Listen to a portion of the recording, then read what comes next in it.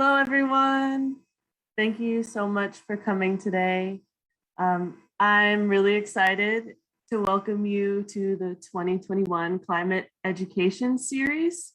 So throughout the month, we'll be offering talk story sessions, focusing on intersecting topics surrounding sustainability. And what I mean is topics where we explore the root causes of the climate crisis while also honoring and exploring different ways that people are growing, adapting, and also healing to the rapidly changing world around us.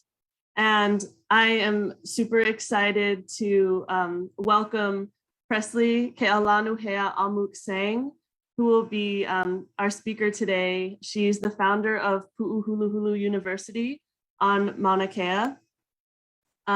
And we're going to hear from Presley very soon. But before that, I just want to go over a few guidelines and introduce myself to you all. So first, for the Q&A guidelines, Laurel Pecunis will be our chat moderator today.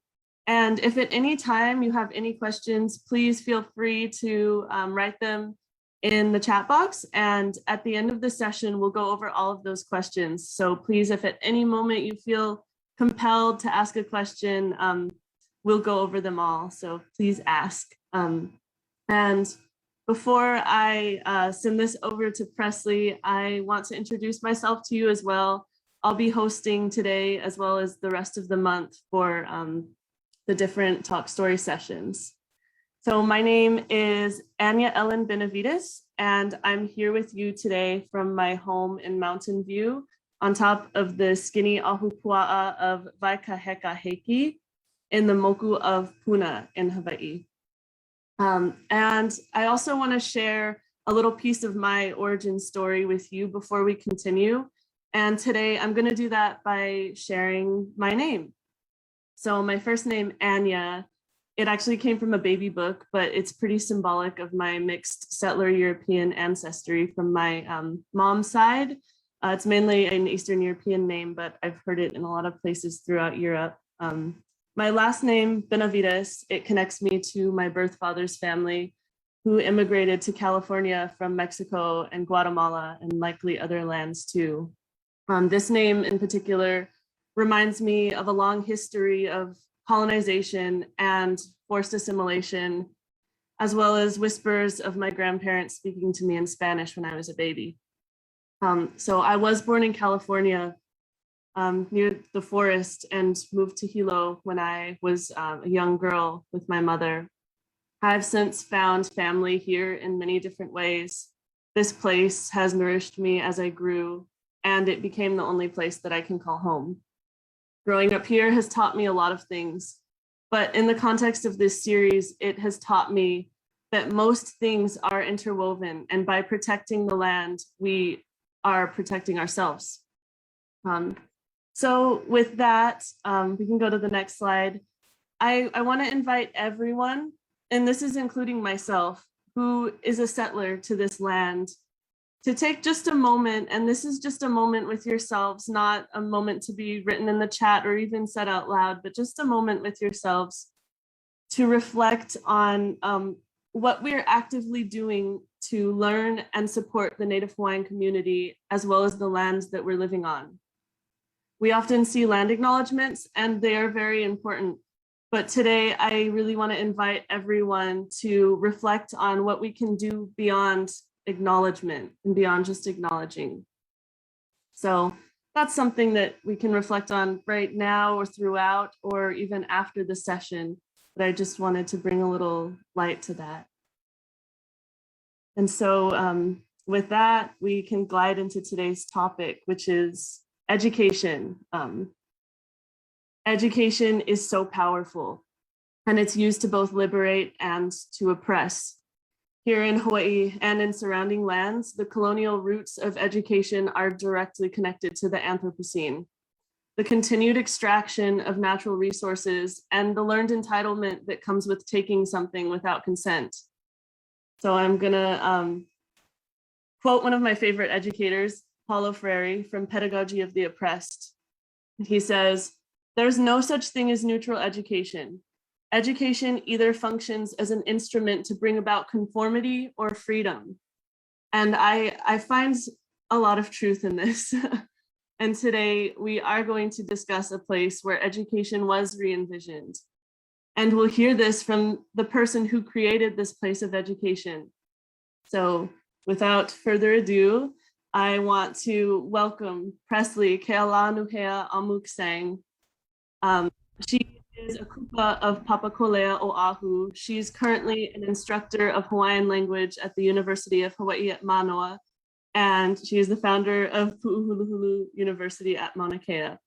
And I wouldn't say we met, but I first saw Presley in July 2019, and this was when thousands of people were blocking the access road, and it was right after the arrests of the kupuna. And I remember seeing Pu'uhuluhulu University, and I was very curious. So I went up there, and there were 5 classes being offered every hour, and just such a range of things, which Presley will talk about. But I actually had to leave the day after that to go back to grad school in Europe, and then I came back that next December, and Presley was there. I found out that Presley, the first semester, was literally flying back and forth from Oʻahu to the Mauna, and then taught completely online the next semester after that. But she had been there the whole time. Pu'uhuluhulu University was running strong. But I'll stop talking now, and I'd like to ask you, Presley, if you'd like to share your origin story with us. Okay, mahalo. First of all, I want to mahalo everyone for putting together this talk today and for inviting me to share about the small work that turned into big work for the Lahui that I was able to accomplish on Maunakea. So mahalo nui for having me today. Again, my name is Presley Keʻalaanuhea a Mook, and I am from Papakōlea, Oʻahu. Before I share about what brought me to the point of creating Pu'uhuluhulu University, I think it's very important to reflect and share a little bit about my upbringing and what made me into the person that I am today. So for those of you who are unfamiliar, Papakōlea is a Hawaiian homestead on the island of Oʻahu. So where I was raised by my grandfather, I was surrounded by other Kanaka or Hawaiian individuals. So I was really blessed in the way that I was raised because, one, I was raised by my kupuna who were able to teach me directly, but two, I had a sense of community at all points in time. To share just really little bit, because I really want to talk about Pu'uhuluhulu, but I think some of these things are important. I am the firstborn of a firstborn of a firstborn of a firstborn for really long generations back. So for my grandfather, who was also the eldest in his family, he had a little bit of a soft spot for me.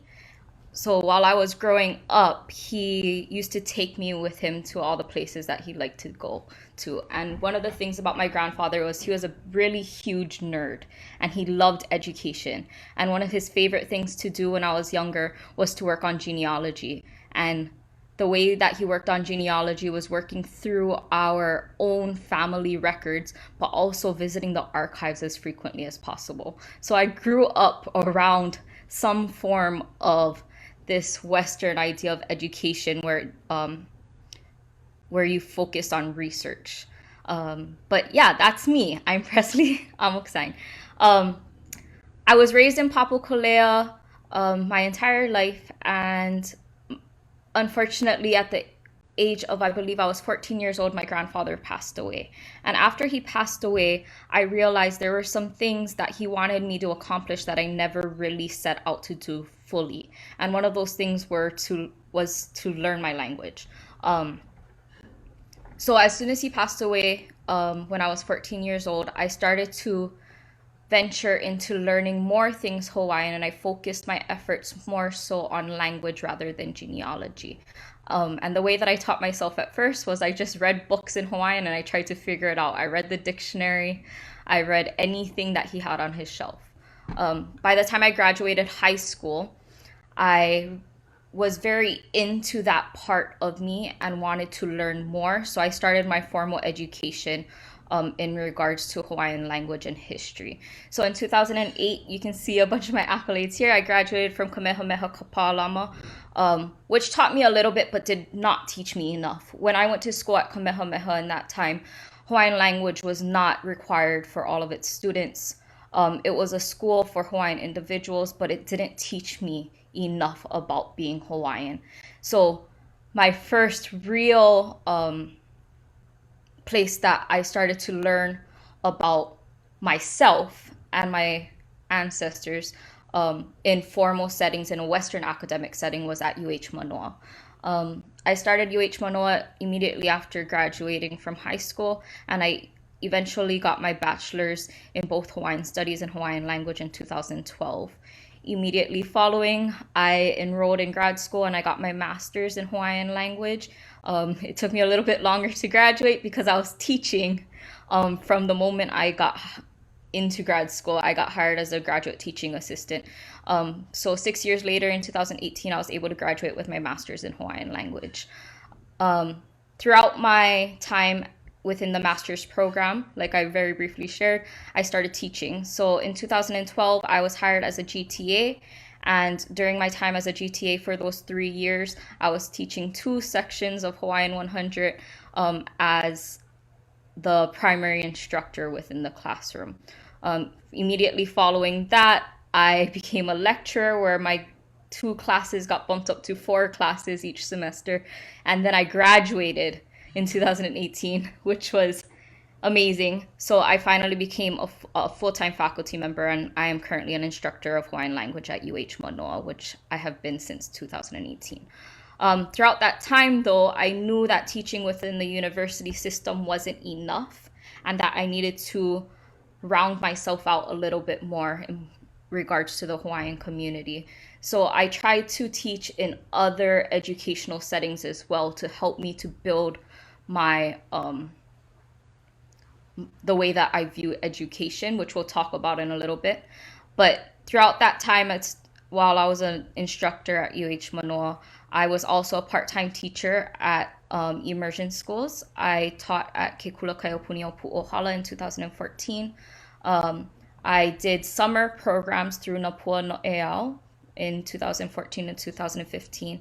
And from the summers of 2016 to 2019, immediately before the Mauna, I taught in private school sectors such as Kamehameha Kapalama and Maui campus. But that's basically me in regards to my teaching career in Western academia. Next slide, please.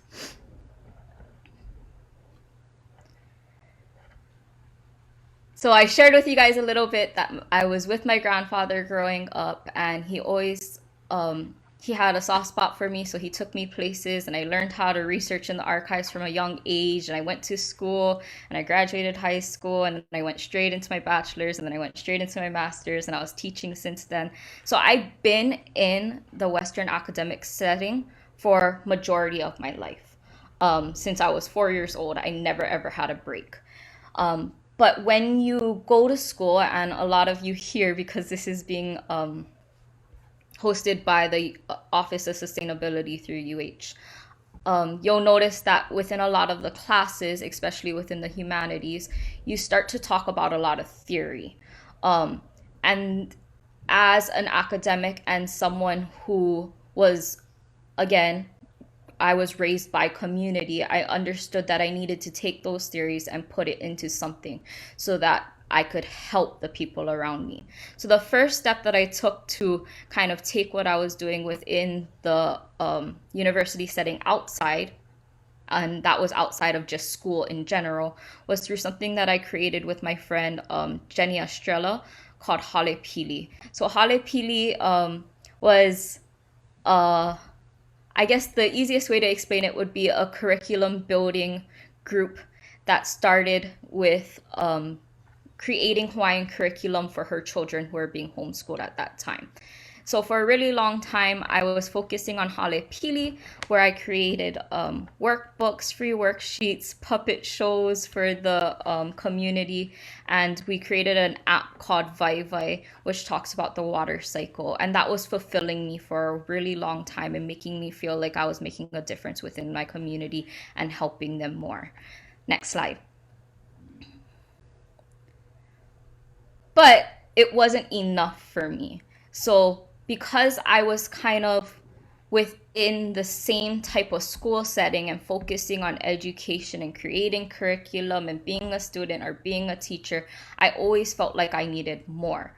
So the first time that I feel that I actually put the theory that I was talking about in school into actual praxis was during the 2019 Maunakea protection movement, the Aloha Aina movement. And this is where you see me start to build myself as an Aloha Aina.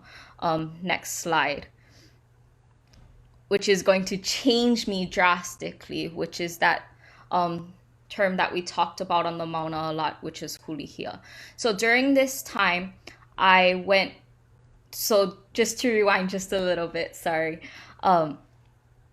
As I was sharing, I've been in Western academia for so long. I've talked about things. I understood our history. I understood the importance of teaching history, teaching our language. I understood to some extent what our kupuna went through, what our li'i went through, the political history of everything. But I didn't get a chance to actually put myself in some sort of activist work. Sorry for the noise outside. So this was the first time that I was able to do this, and you're going to see drastic changes happening with me. So to just give a little bit of background on how I ended up on Maunakea, immediately before the standoff in July of 2019, I was actually on Maui teaching incoming kindergarten students at Kamehameha campus. And about a week before people decided to show up to the Mauna, I got a text message from one of my close friends, Jamaica Osorio, asking me if I was planning to go to the Mauna. And my response was, if they needed me. Well, the timing worked out perfectly. I ended my last day of teaching summer school on July 12th. And then the next day, on July 13th, they asked us to start showing up to the Mauna. So I did so. When I first showed up to the Mauna, I wanted to make myself useful. I understood that in the beginning, there were roughly maybe 30 to 40 individuals, so it was easier to make myself useful. We had some teach-ins. I was able to help set up the pu'uhonua. I participated in the ceremonies that they had on that Sunday, on the hour upon the hour.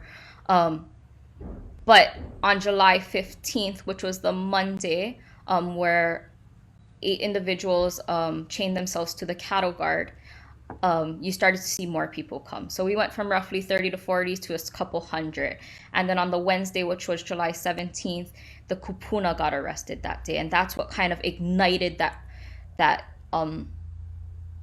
flame within the lahui, like, we need to show up now. So we went from couple hundred to thousands practically overnight. So for me as an individual, I started to realize, okay, a lot is happening in this short period of time, and I still want to remain useful because I was still under the impression that I would show up if I was needed. So I needed to find ways to make myself necessary in the movement and not just be a person there. And later on, I can reflect on how that was just my own insecurities at the time, but that's where I was thinking. So that brings us to the weekend following the kupuna arrest. I think the media team estimated that there were close to 7,000 individuals who showed up that first weekend to the pu'uhonua. And I realized really, really quickly that there are so many people here. We have an opportunity to do something. So my friend Ilima Long asked me if I would be willing to schedule some teach-ins like we did the weekend prior when we only had maybe 40 people at the pu'uhonua. So I started to schedule teach-ins, but then I realized that this was my opportunity to put that theory on education into actual praxis, which led me to creating Pu'uhuluhulu University, which is on the next slide. So Pu'uhuluhulu University, which we'll talk about a bit, was founded on July 21st, which was the Sunday following the Kupuna arrest. On July 20th, which was the Saturday, I actually went around and started to plan this with the help of some friends. Sesame Shim helped a lot with coming up with the ideas. Kahala Johnson, I like to give the credit for the idea of calling it Pu'uhuluhulu University, an actual place of Hawaiian learning, which we'll talk about as well. But Pu'uhuluhulu University was founded on July 21st of 2019, which was supposed to be an actual place of Hawaiian learning for Hawaiians and the community in general, to promote education. And then next slide. And as you can see, Pu'uhuluhulu University started off with this like scrap piece of wood that we found, and I don't really know who made that first sign, but someone made the sign and just stuck it in the pohoihoi, and it stuck. So the sign went through a bunch, and if you look really closely, the young boy in the picture is wearing a sweater as well that shows Pu'uhuluhulu University. But it took off, and I'll share a bit of those stories with the questions. But essentially, Pu'uhuluhulu University was my hulihia, or my turning point within my understanding of education and putting it into actual praxis. But yeah, that's who I am, and this is kind of the parts of my life that I'm going to be talking about, the things that I've done. But thank you. That's the origin story-ish that you're asking for. Thank you so much. Yeah, there's just so much to say, but I think taking the step back to education, like you've had so much experience, and like you said, a lot of that was within Western education, but even just all of these different things that you've done, like creating apps and like teaching keiki. And I just want to ask, before we talk more about Pu'uhuluhulu University, after all of the forms of education you've experienced, including Pu'uhuluhulu University, what does education mean to you? I love this question, but also it's hard to answer. I immediately following us leaving the Mauna because of COVID, I was asked to actually write a piece for the value of Hawaii Volume 3 on Hulihia. And in there, I actually talk about this a little bit. And the way that I phrased it is, for me, I've always been taught that education is liberation. Education is what's going to help you to understand who you are, where you come from, what you can do, and where you're going to move in the future.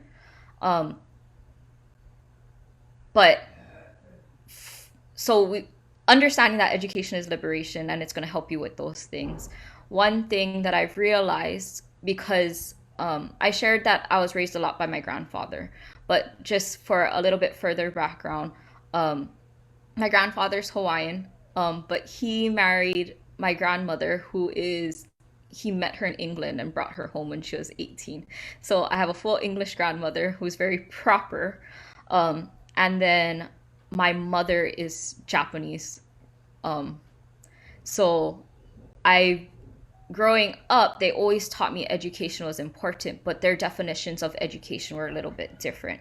So my mom's definition, my Japanese mother's definition of education was excelling within the Western academic setting, getting good grades, doing the task, completing things. My English grandmother's idea of education was being very articulate, being able to speak for myself, being able to share my ideas.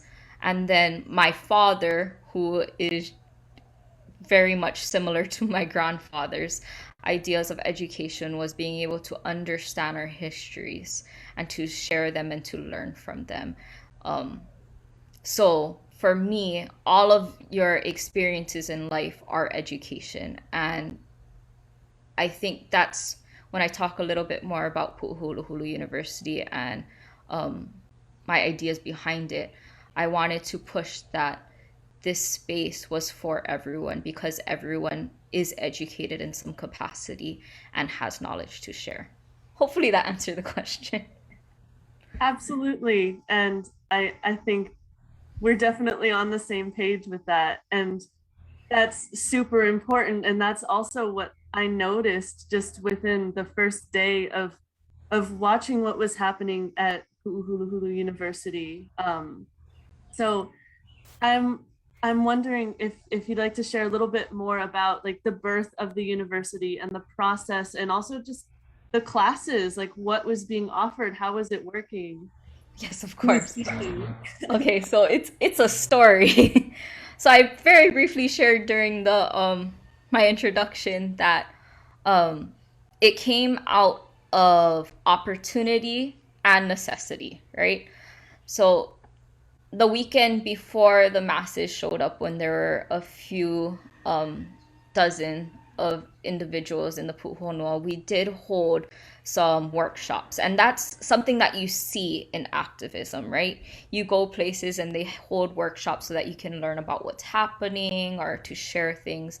And it was really beautiful. But when there were thousands upon thousands of people, and myself and Elima Long realized if there's a lot of people and we don't have anything to do, one, that can lead to idle time where people can get like antsy, but also, why wouldn't we take the opportunity to teach? So the first idea was to do those few teach-ins, like we did the week prior. Um, and Elimo was like, yep, do it, figure it out. Um, but as I was going around and trying to schedule teach-ins and realize and trying to figure out who was actually physically on the Mauna, who would be there the next day, my friend Sesame Shim said, you know, there's so many people, you could turn this into a conference because as academics, that's what we're used to, right? If there's a lot of people, you can't just have workshops and expect everyone to come to this one workshop. You need to have a format where it can host a bunch of people.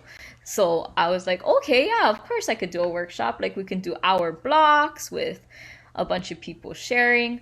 And I just basically I walked around the Pu'uhonua back and forth the entire day with a notebook that I found. I don't know whose notebook it is, but I basically found it and stole it. With a notebook, awkwardly introducing myself to people that I could recognize within the community and saying, I have an idea to hold classes tomorrow. Would you be willing to be one of the kumu for these classes?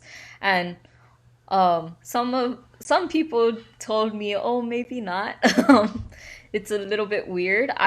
If I'm being really honest, I didn't get permission to do this. I just felt like it was needed, and who's going to be mad at having classes kind of thing. So I ended up being able to have a total, I believe it was 20-ish people who signed up, which made me turn it into 5 classes for each hour block kind of thing. And I didn't have my computer, I didn't have my iPad, all I had was my phone. So I tried to make a flyer on my phone with a picture that I had like saved from, I don't know, a couple months earlier. And I made a flyer, I gave it to whoever I could, and I asked them to share. And the next morning, right before we were starting to post the flyer, my friend Kahala Johnson, who agreed to teach that day, said, you should call it Pu'uhuluhulu University, an actual place of Hawaiian learning in regards to our employer, UH, being a place of Hawaiian learning and showing what Hawaiian learning could actually be. And I was like, oh, okay, let's do that. And I just thought it was kind of quirky and yeah, that sounds nice. So we called it Pu'uhuluhulu University, an actual place of Hawaiian learning. And I went around and I just kind of screamed at the top of my lungs, like, hey, there's classes, please come up to the PA.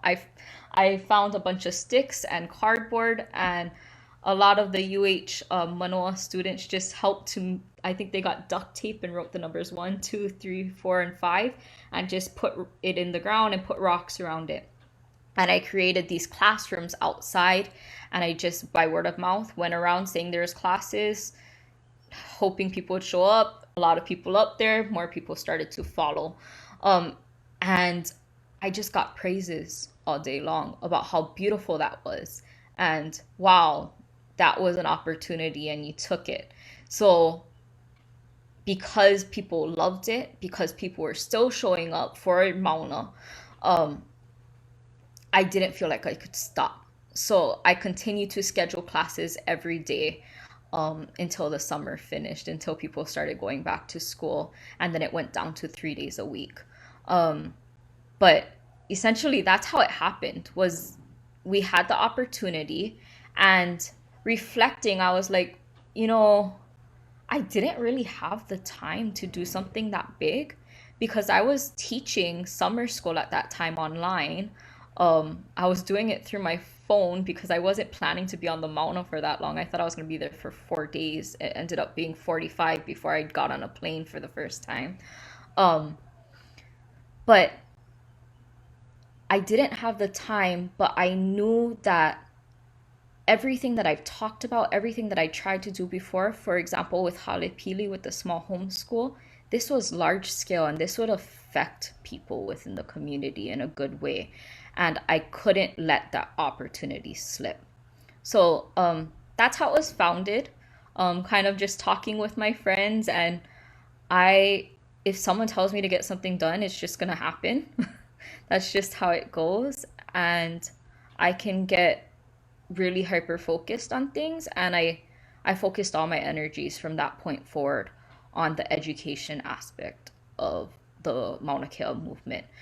So I had all different types of classes. When I first started, my primary concern was making sure that I had educators from all different parts of Hawaii, because I didn't want me being from Oʻahu and going through UH Manoa to only rely on my network of people. So for the classes to be just a bunch of Oʻahu voices. I wanted to make sure that I reached out to all the different islands. So I made sure I had someone from Maui. I made sure I had a lot of people from Hawaii Island because we were on Hawaii Island.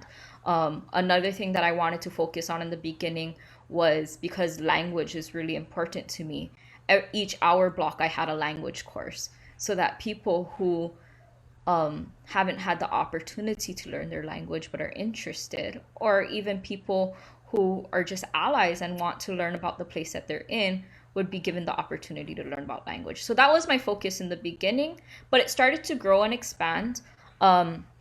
Later on, I wanted to make sure, because people heard about it, right? All throughout the world. I started getting calls from people that I used to read their books, and I'm like, oh my gosh, I have your phone number? What is this? Then there are people coming from throughout the Pacific, people coming from Europe. Like, they're just people. And I noticed that a lot of these people were the masters in their field. So why wouldn't I just expand and be like, okay, Ken Lawson, you want to teach about law? Absolutely, yes.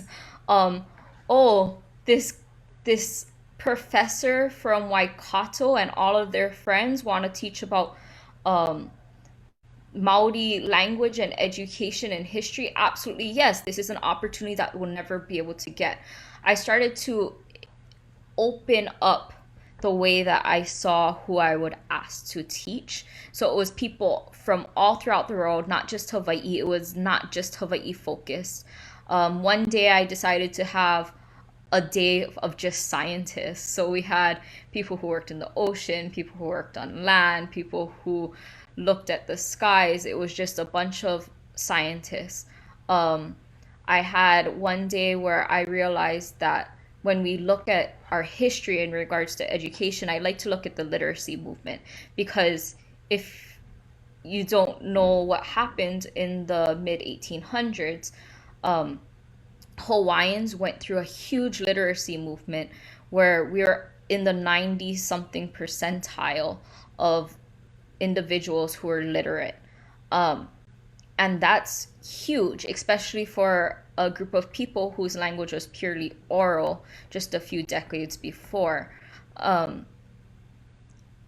And when I've done research on those types of things, I realized that it wasn't just one like age group who was trying to learn. It was everyone. It was about community, which links me back to the way that I was being raised. So I started to have children teach classes. I had a day when students from Navahi, which is an immersion school here on this island, come and teach classes for the day. I had I went up to the kupuna tent and I said, "Does anyone want to have a class or talk story?" And I used to have the kupuna come and teach classes.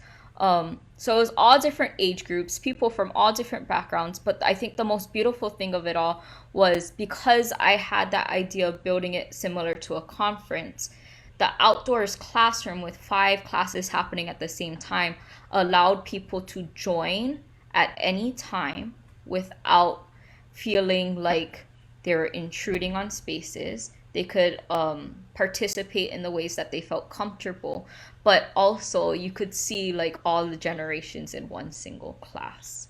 Um, but yeah, that's kind of what I saw for it. And um, in the beginning, there was a lot of people who wanted to teach, but when the numbers started to go a little bit lower, not really, but a little bit, I started to have to like convince people, like, hey, I think you should teach. And they're like, what? I am like a junior in college. I'm like, exactly, you should teach.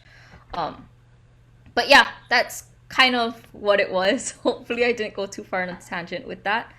Um, but yeah. Yeah, I think everywhere we're going is great.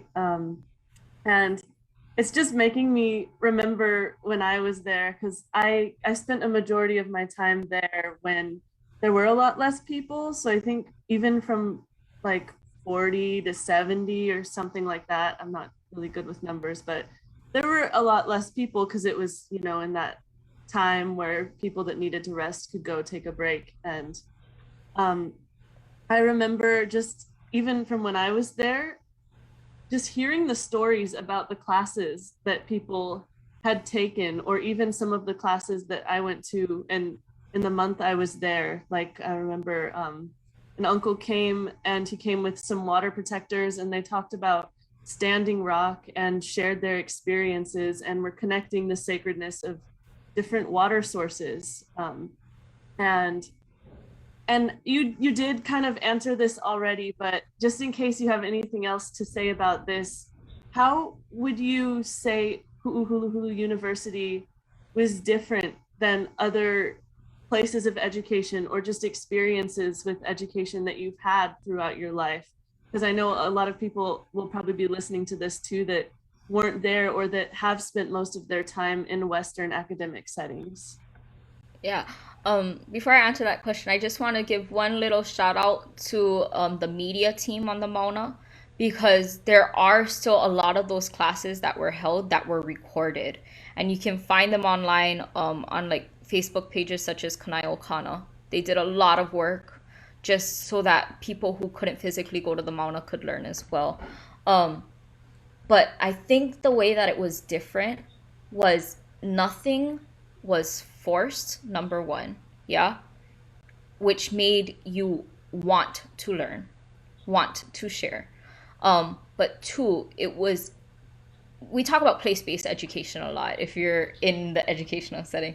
But this was legit place-based education. We're talking about the history of Maunakea and the movements, and then on the other side of the road, you still have the kupuna sitting in the middle of the road, making sure nothing can go through. Um, we're talking about, I think there were some individuals who talked about like police involvement, DHHL, and you can see all the officers like just everywhere. We have people giving classes on nonviolent direct action and having to use the things that they learned in those classes right there on the front lines. We have Kuali'i Kamara who's sharing the names of the pu'u, and you're literally standing there looking at each of those pu'u and saying their names out loud. We have people teaching the chants that you could use in AHA just an hour later, are teaching the hula. Later on, when there were less people, we had more intimate classes where we had some of the most intelligent people teaching to what they've known. We had Auntie Pualani Kanakaʻole Kanahele running Oli classes, and towards the end, she actually started to do an entire project where she had everyone who was there start to research on the Mauna and write a document together. I think because of the way that things were set up, where there wasn't too much pressure to be a certain way, to talk a certain way. Of course, we had professors who they're just used to talking like how you would do within an academic setting or an institution, but we had like Oka Aina uncles like sharing, and I think there were comments where people were saying this is the first time I could understand what they were talking about. And then just being in the place that a lot of the classes were about, being able to share space with other groups who have gone through things similar as Maunakea, like you were talking about the water protectors. I think the energy was just different. And for the most part, I don't think I got too much negative feedback when it came to the classes, because if something wasn't for someone, you're welcome to just leave. It was so open in that way. Thank you. Yeah, that is a really beautiful point. Just having that choice and that freedom and all of those different options. But I'm wondering what a challenge was that you faced putting this together and experiencing this. I shared a little bit of the challenges. Well, I was teaching summer school when it first started in July. My summer school ended mid-August. I had 1 week break, and then I had to go back to teaching full-time at UH. So for that fall semester, because it was such short notice and the class schedule already came out, I had to go back to teaching at UH, which all of my classes were scheduled face-to-face. So I struggled internally of, do I want to go back? Do I feel comfortable leaving? Have I been changed so much because this was such a positive experience with education that I'm going to have a hard time within the university classroom setting? And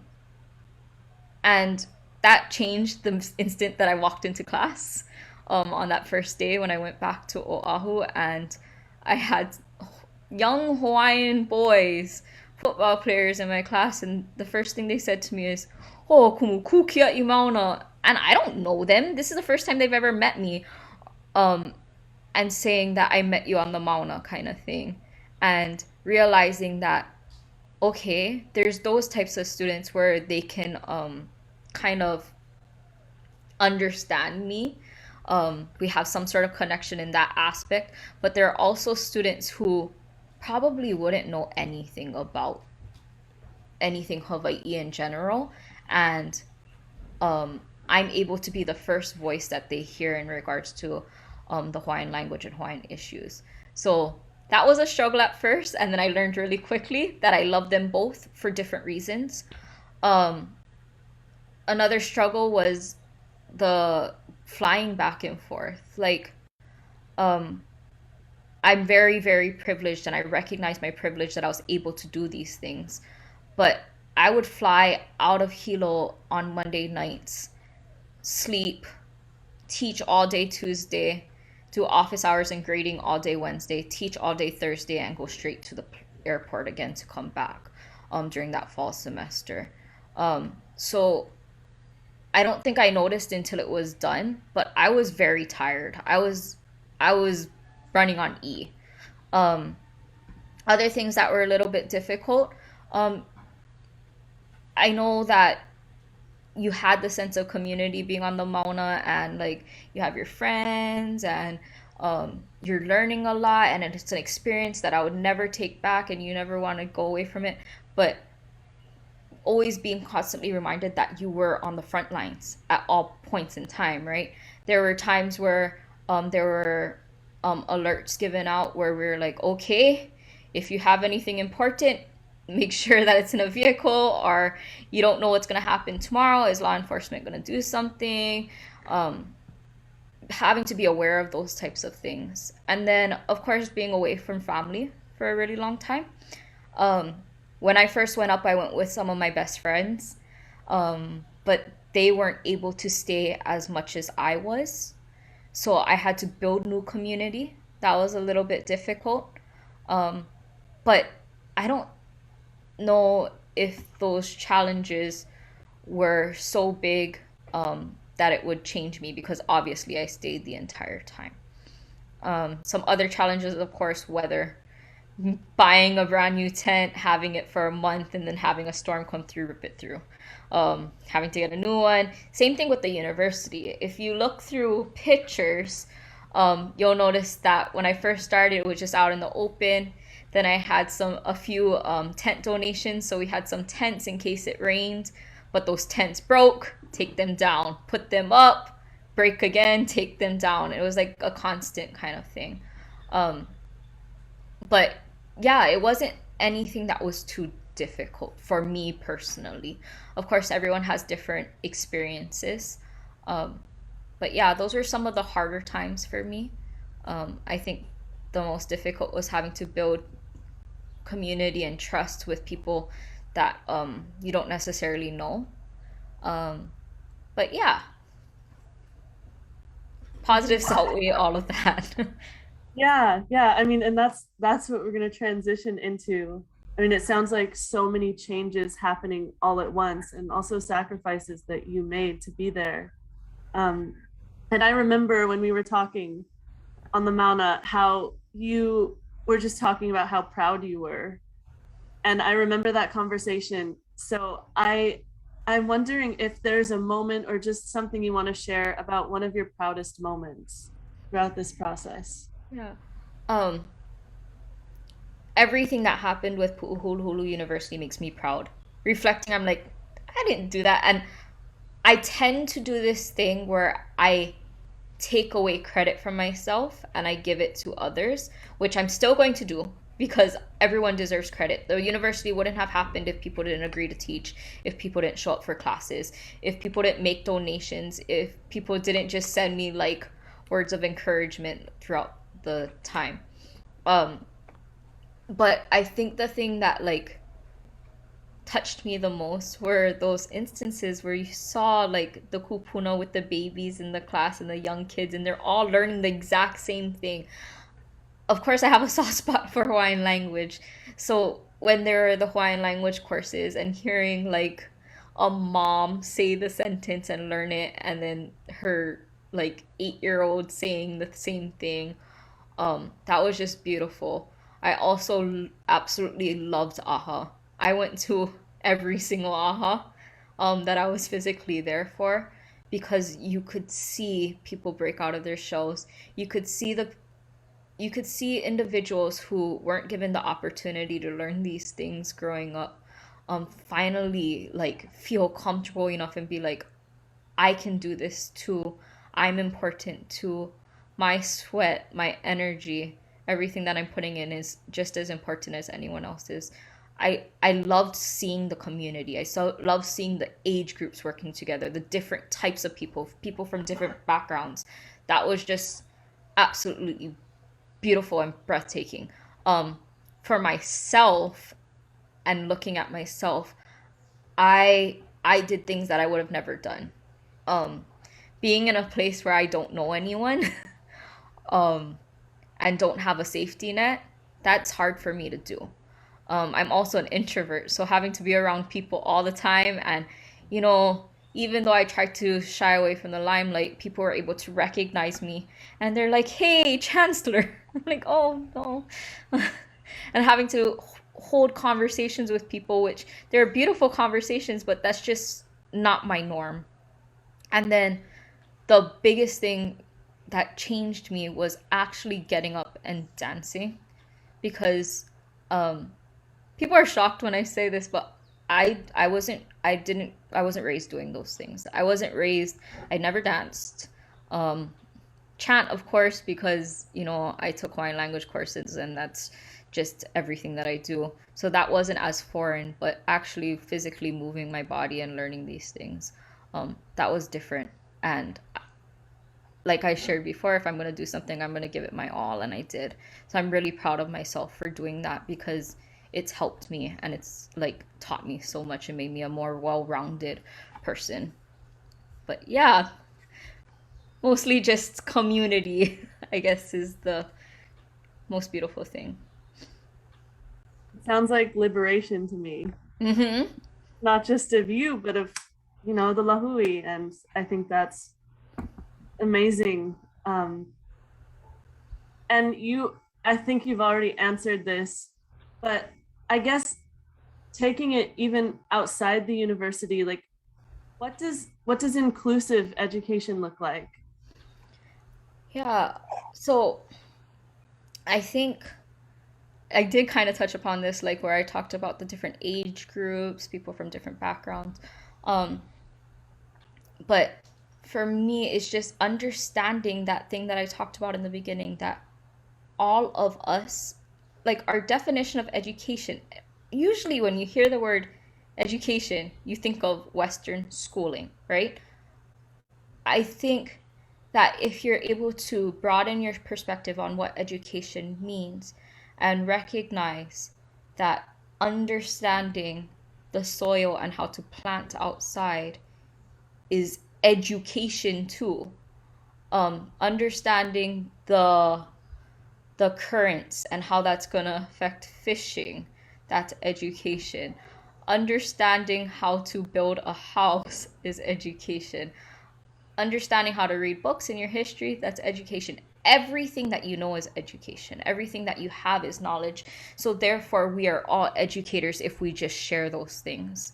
Um, yeah, I think that's the main thing, is trying to, and I think what I did at Pu'uhuluhulu University was help to accomplish that a little bit for some individuals. People share that with me oftentimes. Um, but just giving people the space to talk and share what they know, that's inclusive education, because everyone, even if you don't agree with them in any capacity, they have knowledge to share. It might not be knowledge that can benefit you, but it's knowledge in some way. But yeah. Thank you. I mean, I agree so much. I don't really have anything to add to that one. You just said it so beautifully. But this question I think is also really important. What role does education play in land protection? And I know that this whole conversation is based around that, but whatever else you might want to share about that. Well, in order to understand that it's important to protect land, you need to be educated on that matter, right? Then also you need to be educated on how to protect that land, and then you need to be educated on what to do once it is protected, how to maintain um, whatever is in place, whether it be the sacredness of that place or the functionality of that particular piece of land. But I think in order to just understand it, understand how to move about land protection, that's why education is important with that. And I learned a lot. It's sad. People ask me what's your favorite classes, and I'm like, if I'm being really honest, I was so busy and I didn't really get to sit in classes. But while I walked around and helped people, I could hear like there are a lot of, for example, law school students who were sharing about land rights one day, and just hearing what they were saying, I was like, yeah, I've learned this, but the way that you're teaching it, I understand it a little bit more. Um, Understanding the historical context, how we got to where we are, how do we need to change things if need to change, how do we maintain things if we need to maintain it, because of the political situation that we're in. Education is necessary in order to protect land and resources. Right, exactly. And it just, like you said, there's so many components and there's so many steps and things that you have to think about. And I feel like when you are educated, then you start to see everything connecting. At least that's what happened to me. Like I started to connect all of these things, like, okay, like there's a pattern for like how land is being exploited and who and where, and then everything starts to connect more. And I feel like, yeah, education really does do that. And then from that, it inspires. At least it did for me, and I think it does for a lot of people. Yeah, if Um, you look at it like, for example, the clearest way that you can see this is the signs that were used when we were in frontline. If you look at the type of art those signs had, it's very similar to what you saw at Standing Rock. And that's because Andre actually made friends with people at Standing Rock, learned about their struggles, and brought it to the front lines on Mauna Kea. So learning from each other's struggles, like what you're saying, very, very important. and we're almost on to chat time, but I really want to ask you this last question. It's a three-parter, so I'll just read it all and then we can tackle it however. But how can we bring a place of learning like this back into the community? Or, because I'm sure there are other places, where do you see similar places of education in the community right now? And how can we all support these spaces as a community? Yeah, so a question I often get is, what's happening with Pu'uhuluhulu University now? And in the beginning, because having to leave due to COVID was a little bit abrupt, right? Like, no one could envision that happening. We could envision maybe there's movement happening again. More people would come up. We would have to fight harder, do whatever was necessary, kind of thing. I personally envisioned leaving the Mauna after TMT was POW, that we would have a big, beautiful aha with the entire community, and then that would be the nice closing. But that's not what happened. Um, it was There's this disease that is affecting the world, and if our one of our main concerns outside of protecting the Mauna was protecting next our kupuna, we needed to be smart and protect them. We couldn't pretend that this wasn't going to affect us. Um, so I left kind of we kind of had to leave on short notice. I think it was like within a week span, it went from, okay, this is the plan to, okay, this is the plan to 2 days before we're gonna, because Ige is shutting down the state, we're all leaving the Mauna. And it was like, whoa. So I was kind of processing it, and I didn't really have answers in the beginning. But the way that I share it now is Pu'uhuluhulu University was called Pu'uhuluhulu University because it was at Pu'uhuluhulu, which was where the Pu'uhonua is for Mauna Kea and the Aloha Aina movement with that. So for me, it served its purpose for the time being. If there was another direct action and we had to go up there, I'm sure it's never going to be exactly the same as it was. 2015 was different from 2019. And it's going to be different from if we need to go again. Hopefully we never have to. Of course, I would like to implement something similar, but I think it served its purpose. With that said, it set precedents for others to realize you can dream big, just freaking do it. So while Pu'uhuluhulu University was still in place, there were actually other community members all throughout Hawaii who were starting to create things for themselves too. I had a group from Kauai say that they wanted to make a university for them. I had people from Molokai saying the same thing. We had the issues in Kahuku happening, and people were standing against the windmills, and they were having classes there, and they called it Kahuku University. We had Hunana Niho happening, where a lot of Kia'i were standing there in protection of the iwi kupuna, and they created Hunana Niho University. So at the time Pu'uhuluhulu University was happening, all these little communities were doing things similar, sometimes calling it a university, sometimes just doing community classes for themselves, because they realized we can do this. Like, who's telling us we can't? And then when Corona hit, you saw everyone went from a big community and being with each other to having to be alone and go into isolation. And it's like, what do we do with that? How do we keep the momentum going? And you saw groups such as Kanaio Kana having these weekly classes online where they were just teaching people. And it was so beautiful because it was like just like what you saw up at Pu'uhuluhulu. And we had individuals like Paige Okamura and Akea Kahikina who are having free Olelo Hawaii classes through ASUH. We have Kukahakalau, who has been doing educational work since before the Mauna, but she opened up her Ecoversity and had students coming through that. We have individuals who started to teach Oli from home. You had to start to rely on your community to teach you things that you could bring back to your own home unit.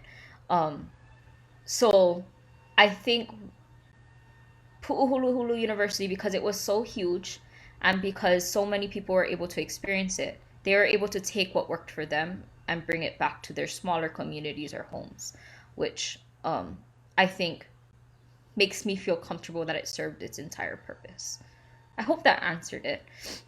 Yeah, it sounds like, and this is my interpretation, but it served its purpose in a sense that it's still reliving, like it's branching out, and there's these other places of education that are their own places, but there's still this connection to Pu'uhuluhulu University and this inspiration that others found in what you did there. So with that, unless if there's something else you'd like to share before we move on to questions, please, it's all yours. But otherwise, I think we have a few questions. We can do questions. So I'll pass it over to Laurel. Great. Can you guys hear me okay? Yep. Okay, wonderful. So the first question that we have is from Gemma, and Gemma wanted to know, Presley, what would you say to someone feeling disillusioned with Western academia? Oh, so if I'm really honest, I felt that. I think almost anyone who's gone through it has probably felt it in some way. Especially for someone like myself who grew up being raised in an indigenous setting by community, going into Western academia you could feel really alone. Yeah, like there's no one there that understands you, or you don't understand like the jargon like of what everyone's saying, like you're not enough. I think my best advice with that is to just find people around you who are similar to you and build your own small community. So when I was going through undergrad, and I'm going to be honest, I had difficulties all the time. I made friends who came from similar backgrounds as I did, and I relied on them to help me, and I helped them to navigate these ways. So just find some sort of support, which might be a little bit difficult because right now everything's online, right? Our majority of the things are through Zoom, but it's always good to reach out and try to find people to, again, I always say community, yeah? Because you can find community anywhere. Even if you think you're entirely alone, just there's someone. That's great. A similar question from Jonathan, who asked, how would you suggest university students navigate the Western university systems in ways that are more pono, constructive, critical from lessons of Pu'uhuluhulu University? Remind yourself that the university is here to serve you, not the other way around. As a student, you have so much power. I miss being a student. Show up to Board of Regents meetings, make your voice heard. If something isn't okay, get together, protest. Protest is great within university settings. Never stay silent if something isn't working for you, because the university is here to serve its students. And even as an instructor, I have to remind myself, I'm here to help. the students. I'm not here for myself. And yeah, I think the best advice is to remind yourself of that. Yeah. And you sometimes you're like, oh, everything is like out to get me. Myself even, I was a student just a couple of years ago, but I forget about some of those struggles as a teacher. And then I have students like check me. They'll email me and be like, hi, so there's this happening. Would you be willing to be a little bit more lenient or look at it from a different perspective? I'm like, oh my God, I need to check myself, because the further we are away from that experience, the more we forget. So it's sometimes, yeah, I don't necessarily agree with everything that happens in the university, obviously, but remind yourself that it's there to serve you, that your voice matters, and to speak up. The louder you are, the more voices there are, the more change there will be. Because it's like other people are echoing that same thing, and they need, like, that's how change happens. Hopefully that answers. I love that so much. Thank you. Along the same lines of that thread, a question from Matt is, how might the University of Hawaii transform to better serve the people and places of our Pai'aina? There's lots of ways.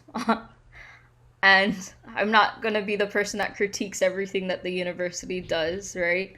Especially because I work for the university.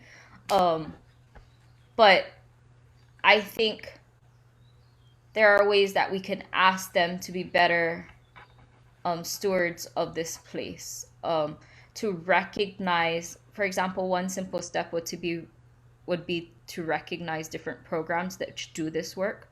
So the more smaller groups you get, you'll see that people are doing things like, for example, you might have a teacher who's just brilliant, who's always out in the community planting trees all the time, that works in a department who talks about the importance of these trees, but they work in a college that just talks about environment in general, that works for the university, who's like, oh yeah, we're in Hawaii and Hawaii is important. So it gets broader the higher you go. So to just remind to try to bring those more intimate things and bring it out by having it affect, I think, just working your way up. I don't know if I'm answering the question. But yeah, I think it's hard for me to answer these questions, but as a faculty member within the university, I think that, because a lot of people who are going to be listening to this are students, and I talked about how students have the power because students need to remind the university that the university serves them, not the other way around. But as faculty members, are people who engage with the university. Our actions, if we continuously stick to these actions that are going to benefit the land, the Pai'aina, the people here, if we have more and more people doing that, it'll become more and more the norm. So we have offices who work really hard on these types of things. Like, for example, Hawaii Papakōlea is set up to incorporate all these Hawaiian cultural systems and have representation. It's just, we need to have more voices echo those things to make actual change, I think. Okay. And then I had one comment from Brooke, who said she'd love to have the link for the recordings of the Mānoa classes. Is that available for anyone? So a lot of them are on Kanaio Kana's Facebook page, and they were in the process of starting to upload individual videos to Pu'uhuluhulu.com. But again, they're just like volunteer workers who, you know, whatever time they have. So I would go through their Facebook page, if I'm being honest, look through their archive of videos. Also, there was a Pu'uhuluhulu Facebook page, and there are videos there, as well as Kāko'o Haleakala. Big shout out to them because they recorded a lot as well, and Maui showed up strong for Maunakea. So lots of props to them. So those would be the places. So Kanaiokana's Facebook, pu'uhuluhulu.com, Pu'uhuluhulu or Pu'uhonua Pu'uhuluhulu Facebook, and Kako'ohaleakala Facebook. Great, and Matt, thank you for posting the link to one of the Facebook pages in the chat. Another question we had was from Jess, who asked, when talking about protecting the land, was there discussions about invasive species and the role to reduce the spread of invasive species? 100% yes. What was good was, the conservation workers they're hard workers, right? And they show up strong all the time. What was really nice, and a lot of people didn't really notice these little changes if you weren't there all the time and recognizing them, was when the Pu'uhonua was established, some conservationists decided, okay, Pu'uhuluhulu is important too because it has a bunch of birds, a bunch of plants that are important. So they set up the station with the alcohol and the scrubs, for the shoes. Then we had the Kanaka Rangers who decided, you know what, we cannot have all of these people going up to the pu'u at once because we don't want to affect the pu'u. So they started to have arranged times where they would take up groups to go and see the pu'u. We had individuals, I already shouted him out, but Kuali'i Kamara was doing freaking great work, and he would take people and teach them about the plants. He started to teach some of the kia'i who were there later on in January through March, so that in case people came, they could answer questions. We had people like Kala'a Singh who did outplanting. So he would take people, and if you could have a four-wheel drive, or if you could fit in the back of his truck, he would take them out to go and plant koa or a'ali'i throughout Maunakea. But yes, everything, there were so many different classes, but that was a huge focus point because conservation people always show up, especially when it comes to aloha aina movements.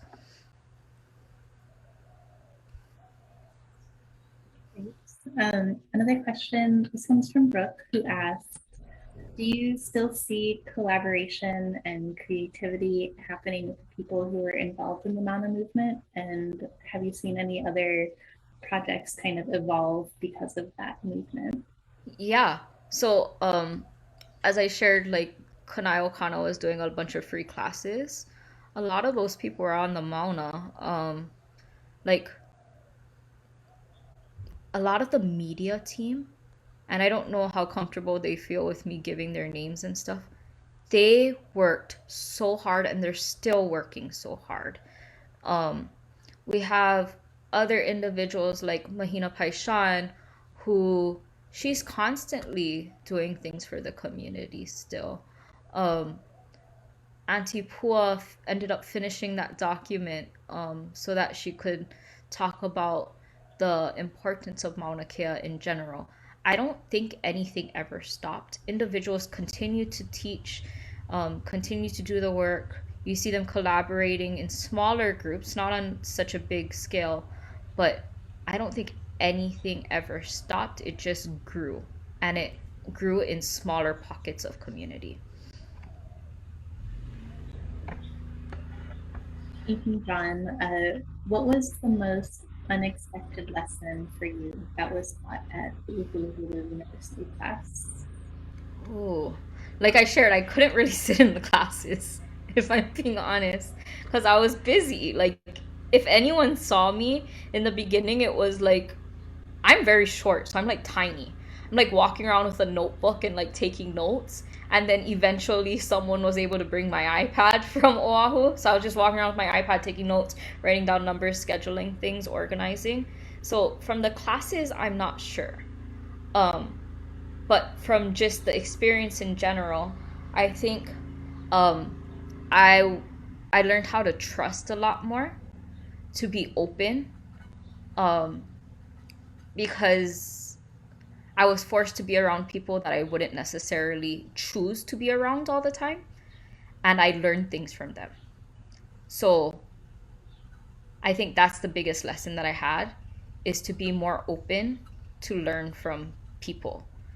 And I know that that's something that I preached with the classes and stuff, but I had to learn that lesson hard for myself. Because even people who were very difficult to deal with, I learned so much from just interactions with them, and it made me a better person. And Paul asks, what is the Olelo role on better understanding of a Native Hawaiian to the land and the universe? Ooh, so how is Hawaiian language like native? Sorry, I don't really understand the question too much. So what is the role of Hawaiian language in regards to land and the universe, like that? Paul, if you want to comment in the chat, Presley, I think that can go in that direction, but Paul, feel free to clarify. But I think for me, because okay, everyone's gonna be different, and this is something that you're gonna share, like I share when I teach my university classes, is that we all come from different backgrounds, we all have different identities, which are gonna affect our ideologies.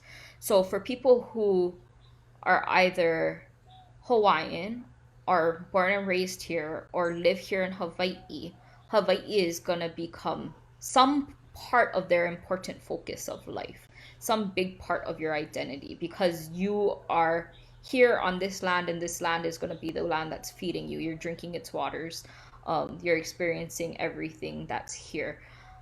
For Hawaiian language, because Hawaiian language is of this land, and the beautiful thing about Hawaiian language is that the way that you speak it and the words that are used, the vocabulary, the phrases, just everyday sayings, chants, all reflects back to the land. So nothing is separate. You are a part of that. You're no better than that, like kind of thing. I hope that answered a little bit. I don't really know if I understand the question entirely, but from a Hawaiian lens or an indigenous lens here in Hawaii, land is everything. Yeah, you are land because you literally consume it. And therefore, the language of this place is Hawaiian, and it is the land. I love that. Navin asks, what purpose do you think Western academia serves students in society today? Is it really about genuine education? I think, honestly, I think that's the goal of most Western academic settings, is genuinely about education. But I think what happens is that the way that these things are passed on, are like transmitted to the students, doesn't come across as genuine sometimes. And that's why I can't speak on behalf of anyone else, but myself as a teacher, I always have to check myself. Am I being genuine? Do I really want my students to learn this? Do I really care what they think or how they're feeling? Yes. Okay, well, show that. So I think it is really about genuine education, but that gets lost in translation sometimes.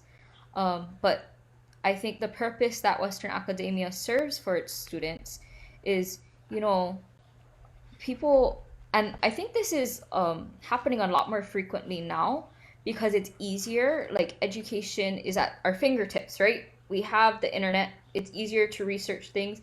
Like, I was just talking to one of my friends and I was sharing, like, when I was an undergrad, I didn't have an iPhone. I was like, I couldn't like if I didn't know something in class, I couldn't look it up on my phone. It was just, I didn't know it. I walked around with a dictionary for my Hawaiian language classes. And it's super weird because I'm not old or anything. It's just things change so drastically. And right now, a lot of knowledge is at our fingertips. We can get it if we want it.